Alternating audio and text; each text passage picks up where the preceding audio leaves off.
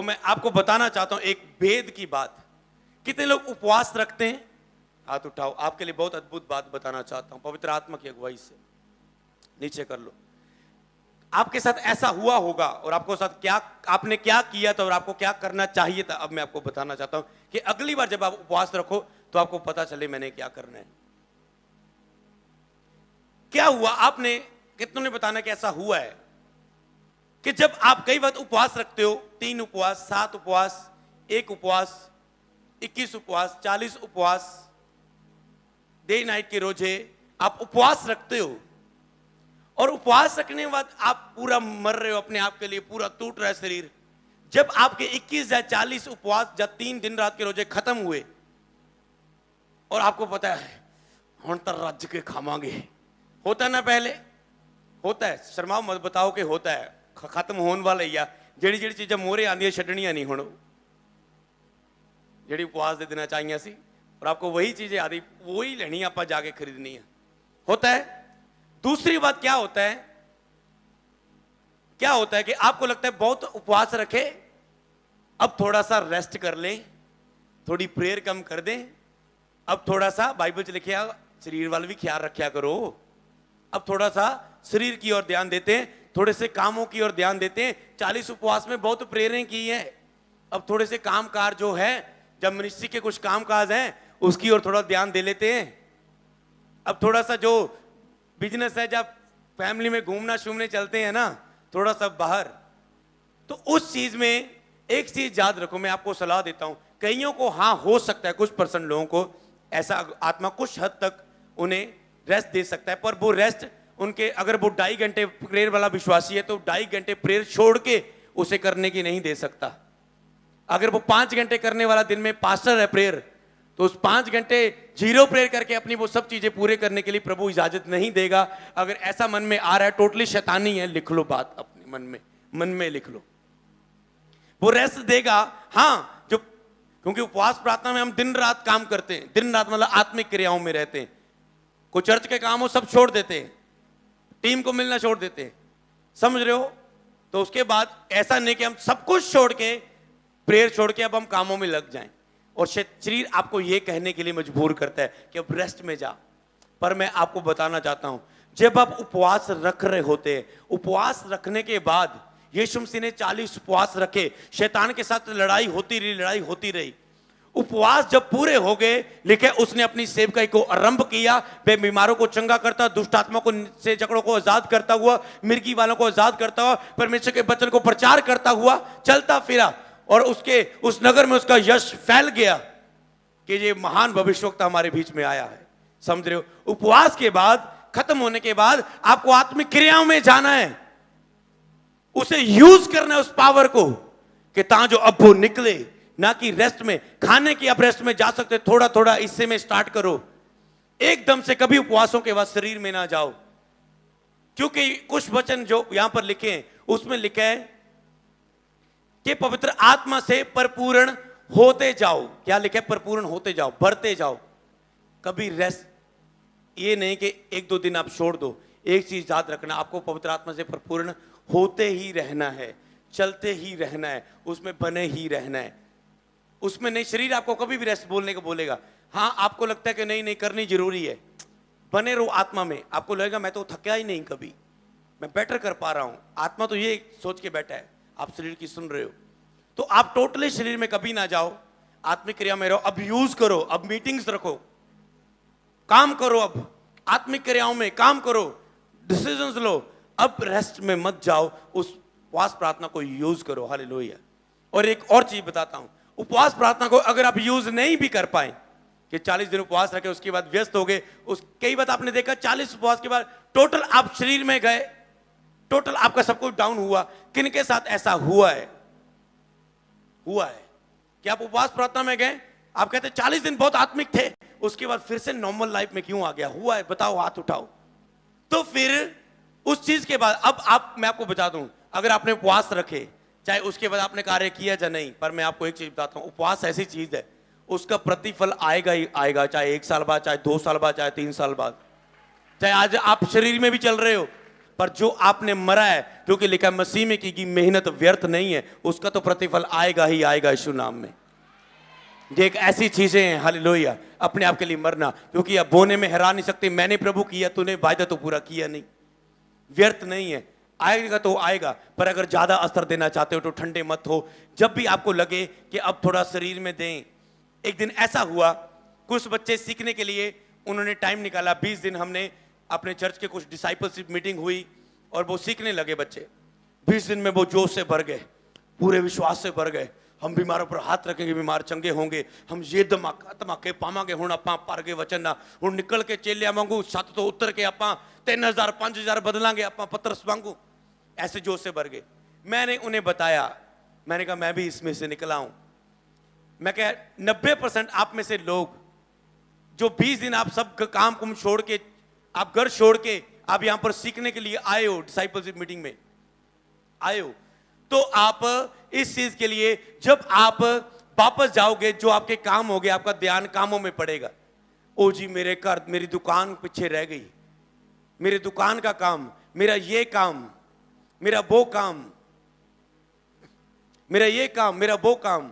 मेरे पास भी ऐसा था, मुझे पता था मेरी चीजें काम फोकस खींच रही है, मैं उससे लड़ रहा था, पर उसके बीच बीच में उन्हीं हिस्सों में प्रभु के सुसमाचार देता रहा, बपतिस्मे होते रहे।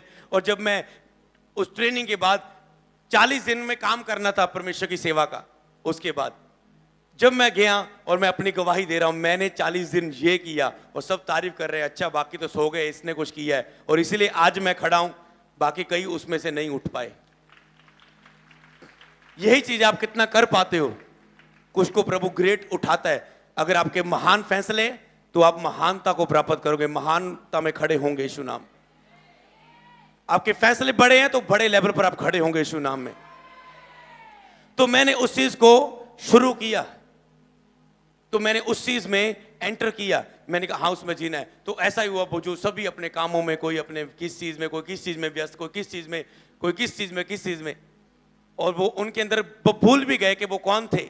वो नॉर्मल लाइफ, कोई किसी लाइफ में, कोई बैकस्लाइड हो गया, कोई प्रभु को छोड़ गया, कोई फिर संसारिक सॉन्ग में चला गया, इतना कुछ प्राप्त करने के बावजूद भी। हालेलुया। आपको चौकस रहना है कि अगर चेले जो साथ रहते थे वो इनकार कर सकते, वो कमजोर हो सकते, उन्हें नींद आ सकती है, तो हमें कितना चौकस रहना है। हालेलुया। अब 4 अध्याय में दोबारा देखो, एक बार तो भर गए वो, 4 अध्याय में क्या लिखा है? तब पतरस ने पवित्र आत्मा से परिपूर्ण होकर कहा।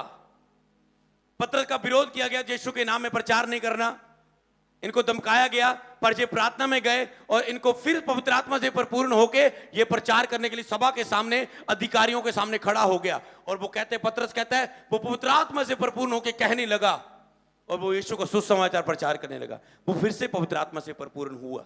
आगे पढ़ेंगे एक वचन को हम। आपको बार बार पवित्र आत्मा से परिपूर्ण होना है।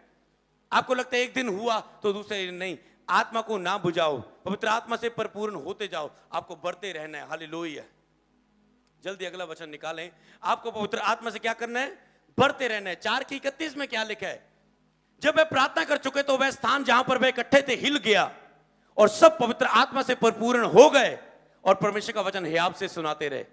यहां पर फिर जो विश्वासियों की मंडली थी, ये पवित्र आत्मा से जहां पर इकट्ठे थे फिर भर गया और वे पवित्र आत्मा से परिपूर्ण हो गए और विश्वास से हियाव से वचन सुनाते रहे। आज मैंने प्रोफेटिक वर्ड दिया कि आपके अंदर हियाव नहीं है, हौसला नहीं है मैं ये कर सकूं, इसे मुझे सुसमाचार सुनाना, मैं सुना नहीं सकता, हियाव नहीं है, क्योंकि पवित्र आत्मा से परिपूर्ण नहीं है। याद रखो, अगर एक व्यक्ति पवित्र आत्मा से परिपूर्ण होगा, वो हियाव से भरा हुआ व्यक्ति होगा यीशु मसीह के नाम में, ये चिन्ह होगा उसका। आगे वचन निकालेंगे तो पवित्र आत्मा से वो परिपूर्ण हो गए और वचन का, परमेश्वर के वचन को हियाव के साथ सुनाने लगे। तो इससे आप सीख चुके हो कि आपको लगातार पवित्र आत्मा से परिपूर्ण होते जाना है। आत्मा से भरना एक पल का, एक बात का काम नहीं है, एक पल का काम नहीं है कि एक बार भरे बस काम हो गया। आपको रोज भरते रहना है। कभी भी शरीर बोले नहीं बस बहुत हो गया, अब कुछ देख। जब भी आपने देखा कि आप आत्मिकता में 1-2 महीने बताए, फिर 2 महीने पूरे शरीर में, 1-2 महीने प्रेयर में, फिर टोटली शरीर में नहीं। आपको आज ये भेद समझना है। आत्मिक रूल यही है, शरीर की सुननी है जो पवित्र आत्मा के द्वारा प्रभु का दास बोल रहा है, क्या उससे सुनना है। कि आत्मा से परिपूर्ण होते जाओ, आत्मा की अगुवाई में चलते रहो। चलो एक बार नहीं रखा, लेकिन दाखरस के मत वाले ना बनो, क्योंकि इससे लुचपन होता है, पर आत्मा से परिपूर्ण होते जाओ। क्या लिखा है अभी? आत्मा से परिपूर्ण हो जो को होते जाओ, मतलब पवित्र आत्मा से भरना आपका रोज का काम होना चाहिए। रोज अपने आप को पवित्र आत्मा में, प्रेयर में जाके, फास्टिंग में जाके, वचनों को पढ़ के, वचनों को मनन करके, प्रचार सुन के रोज अपने आप को पवित्र आत्मा से भरो। ये आज से आपका रोज का काम होगा। और 1-2 महीने 3 महीने जोश से नहीं, बोलो सारी जिंदगी मैं इस वचन को याद रखूंगा, मैं रोज पवित्र आत्मा से परिपूर्ण होऊंगा। सुबह पवित्र आत्मा में 2 घंटे से परिपूर्ण हो, सारा दिन करो जो घर के काम करने, झाड़ू पोछा कुछ भी करना है, हाउस वाइफ हो, जॉब कर रहे हो, बिजनेस कर रहे हो, पर रोज करना है, रेस्ट नहीं। 1-2-3 दिन टोटली नहीं आप छोड़ सकते प्रेयर। ये याद रखो। कितने लोग इसमें साथ देंगे परमेश्वर का? टोटली कभी मत छोड़ो। पवित्र आत्मा मेरे अंदर से होकर बोल रहा है, आपको अलर्ट कर रहा है, टोटली कभी मत छोड़ो। चाहे सेव के जितनी मर्जी बढ़ जाए, बिजनेस में जितनी मर्जी कस्टमर बढ़ जाए, जॉब में जितना मर्जी काम बढ़ जाए, कह देंगे बॉस जी सैलरी जो आपने कहा था साल बाद 12,000 करूंगा, कोई बात नहीं, मुझे 10,000 में ही रख लो, पर मैं 8 से 10 घंटे ड्यूटी नहीं कर सकता हूं। पवित्र आत्मा से परिपूर्ण रहो, होते जाओ। हालेलुया। आगे वचन निकालेंगे, पवित्र आत्मा से परिपूर्ण होते जाओ। तो कैसे भर सकते हैं आप पवित्र आत्मा से? कैसे भर सकते हैं आप पवित्र आत्मा से? रोज पवित्र आत्मा से कैसे परिपूर्ण हो सकते हो? 19 में लिखा है, एफिसियों 5:19, और आपस में भजन और स्तुति गान और आत्मिक गीत गाया करो, और अपने अपने मन में प्रभु के सामने गाते और कीर्तन करते रहो। अगर आपने रोज इस वचन से लिखा है पवित्र आत्मा से परिपूर्ण होते जाओ, कैसे लिखा है? आपस में भजन गाकर, इकट्ठे होकर भजन गा सकते हो, स्तुति गान गा सकते हो, व्यक्तिगत आराधना कर सकते हो, स्तुति के भजन गाओ, आत्मिक भजन गाओ, आत्मिक गीत गाते जाओ, रोज वर्शिप करो, प्रभु की रोज बलियाइयों को याद करके धन्यवाद करते रहो, दूसरों के लिए प्रार्थना करते रहो, दूसरों के लिए प्रार्थना करो पवित्र आत्मा से भरने के लिए, वो आपको भरेगा। दूसरों को चंगा होने के लिए प्रार्थना करो, प्रभु ये चंगा हो जाए, ये चंगा हो जाए, चर्च में आने वाला ये चंगा हो जाए, प्रभु आपको चंगा करेगा। संडे एक बहन किसी को लेकर आई, वो कहते आप चर्च आ जाओ एक बार, वो उसको बिलीव था मैं से ले जाऊंगा इसने ठीक हो जाना। 1-1.5 साल से उसकी बाजू नहीं चल रही थी, ऐसे खड़ी थी बाजू, ऐसे खड़ी थी उसकी, और यहां पर बांधी हुई थी ऐसे। कहते एक बार चर्च आ जाओ, एक बार आ जाओ, एक बार आ जाओ। काफी टाइम से बना रहे नहीं आ रहे, पर एक बार आए गए, आ गए, और उसे पूरा बोला प्रभु अज्जुनु शूली, प्रभु अज्जुनु शूली, अज्जुनु शूली। प्रेयर खत्म हुई, इधर टीम बोल रही हालेलुया, पास जी ये बाई की बाजू 1-1.5 साल से ऐसे थी, ये कह रही ये तो वही है जिसको मैं लेकर आई थी। ओ धन्यवाद पिता। तो इसी तरह सोचो, आप जब किसी के लिए आशीष का कारण बनते हो, प्रेरणा करते हो, प्रभु ये चंगा पाए, क्या प्रभु आपको छोड़ देगा? क्या वो आपको नहीं ब्लेस करेगा? विश्वास में बने रहो। तो दूसरों के लिए प्रार्थना करो, दूसरों के घराने के लोग उद्धार पाए, प्रार्थना करो, आपके अपने घराने के लोग उद्धार पाएंगे। दूसरों के घराने के दूसरों लोगों को वचन सुनाओ, आपके आप अपने घर में वचन पहुंचेगा। तो आप उसे प्रीच करो, करते रहो, अड़े और खड़े रहो, चेंज होना ही पड़ेगा सब कुछ। हालेलुया, चेंज होना ही पड़ेगा। आपके रिश्तेदार, आपके परिवार, सबने आना ही आना है मसीह में, चाहे जो मर्जी हो जाए, आना ही आना है। क्यों? क्योंकि प्रभु ने उनके लिए भी जान दी है, उनसे भी प्रभु प्यार करता है। इसका मतलब ये नहीं कि आपके ऊपर ही वो दया करेगा, उनको भी वो स्वाद चखाएगा अपनी दया का, दिखाएगा वो उनसे वो कितना प्यार करता है। हालेलुया। तो इसलिए आत्मिक गीत गाने के द्वारा, आत्मिक भजन स्तुति गान करने के द्वारा आप रोज पवित्र आत्मा से परिपूर्ण हो। रोज अपने आप से पूछो, क्या आज मैं अपने आप के लिए मरा? अगर आप अपने आप के लिए मरे तो सोच लो आप पवित्र आत्मा से परिपूर्ण हो चुके हैं। हालेलुया। पवित्र आत्मा के बिना आप अपने आप के लिए मर नहीं सकते। रोज प्रतिदिन पौलुस मरता था और प्रतिदिन पौलुस पवित्र आत्मा से परिपूर्ण होता था। रोज मरो अपने आप के लिए, रोज पवित्र आत्मा से परिपूर्ण हो। इसके बीच कभी 1-2-3 दिन रेस्ट नहीं, क्योंकि शैतान उसी रेस्ट में, दाऊद ने रेस्ट की, रोज लड़ाइयां लड़ने जा रहा है, 60 लड़ाइयां लड़ रहा है, 60 जीत रहा है, क्या बात है। अब कह रहा है यार हुण तो मेरी लोग ही लड़ाइयां जित लोगे, चल आप अपनी सैना नूं भेजते, सब नूं भेजता, आप रिलैक्स हो गए, ठंडे हो गए। अब ढीले हो गए, छत में एन पूरे सैर कर रहे हो, राम ढीले हो गए, पूरा ही छोड़ दिया, पूरा ही आत्मा का कब्जा छोड़ दिया। जो कहता तेरी हजूरी से भागकर मैं किधर जाऊंगा परमेश्वर, तूने मुझे आगे पीछे घेर रखा है। पर अब जे छत से घूम रहा है, एक लड़की को नहाती हुई देख रहा है और उसे उसे उसके लिए अभिलाषा प्रकट होती है और उसे बुलाता है अपने बंदों को भेज के और उसके साथ पाप करता है, उसके पति को मरवा देता है, बाद में जंग में आगे लड़ने के लिए, एक पाप के बाद अगला पाप, पाप को छुपाने के लिए। तो उसके बाद आपको पता है उसने पश्चाताप भी किया, पर उसके दंड आया उसकी लाइफ में। तो आप इन चीजों में अलर्ट हो जाओ, ढीले मत हो जाओ। पतरस एक ही रात सोया था ना, एक ही रात सिर्फ। प्रभु ने कहा क्या तू कम से कम 1 घंटा भी मेरे साथ जाग नहीं सका पतरस?